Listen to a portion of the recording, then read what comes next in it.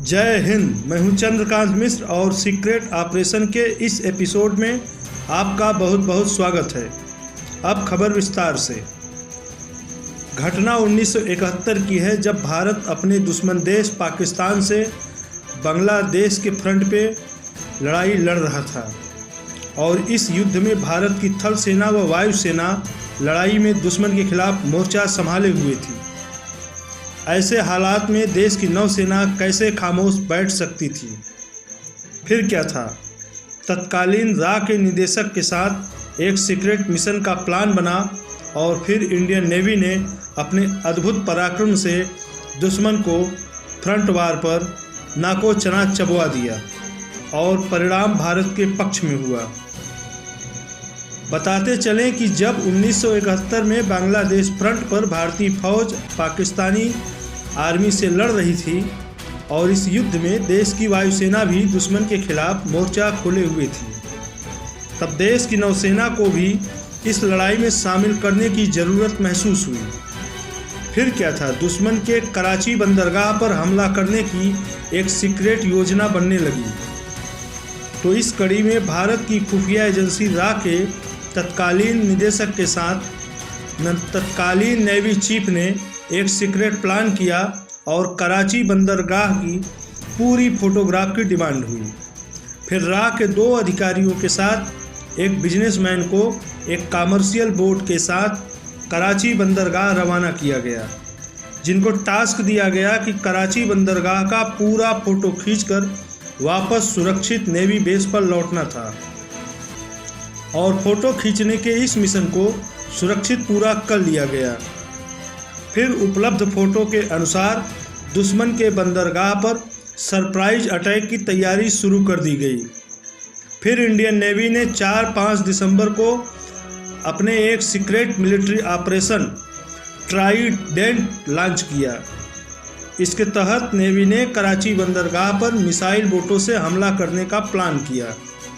ऐसा इसलिए किया गया क्योंकि कराची बंदरगाह पाकिस्तान के लिए बेहद मायने रखता था।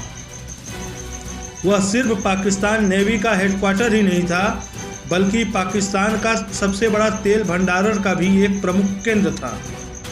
इन वजहों से वह पाकिस्तान के समुद्री व्यापार का सबसे बड़ा केंद्र भी था।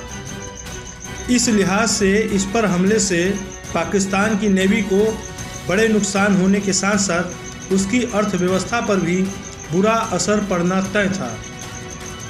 इस लिहाज से 4 दिसंबर 1971 को ऑपरेशन ट्राइडेंट के तहत हमला बोला गया। इस हमले में पहली बार इस क्षेत्र में युद्धरोधी मिसाइलों का उपयोग किया गया। भारतीय नौसेना का यह मिलिट्री ऑपरेशन बेहद कामयाब रहा, लेकिन मुख्य लक्ष्य तेल भंडारण को नष्ट करने में नाकाम रहा। इसलिए उसकी अगली कड़ी के तहत ऑपरेशन पाइथन को भी इंडियन नेवी द्वारा लॉन्च कर अंजाम दिया गया। ऑपरेशन पाइथन के अनुसार 8 दिसंबर 1971 की रात को मिसाइल बोट INS विनाश और 2 मल्टीपर्पज फ्रिगेट INS तलवार और INS त्रिशूल ने दुश्मन के बंदरगाह कराची में हमला बोला। इंडियन नेवी का यह ऑपरेशन 100% सक्सेस रहा और इसने पाक के कई युद्धपोतों को नष्ट करने के साथ तेल और आयुध भंडारों को भी नष्ट करने में बड़ी कामयाबी पाई। वायुसेना के सहयोग से इन हमलों के चलते कराची जोन के 50% से भी अधिक ईंधन क्षमताएं भी नष्ट हो गई। इसकी वजह से पाकिस्तान की अर्थव्यवस्था बुरी तरह से प्रभावित हुई और तकरीबन $3 अरब का नुकसान हुआ। इस ऑपरेशन की सबसे बड़ी विशेषता यह रही कि 1% का भी भारतीय नेवी का नुकसान नहीं हुआ और दुश्मन जल्दी ही काबू में आ गया। मतलब दुश्मन का आत्मविश्वास हिल चुका था। परिणाम स्वरूप 92,000 सैनिकों के साथ पाकिस्तानी आर्मी कमांडर ने भारतीय सेना के सामने सरेंडर कर दिया।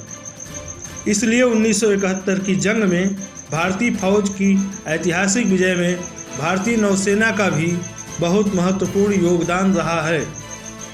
इसी के साथ आप हमें दीजिए इजाज़त। जय हिंद, जय भारत।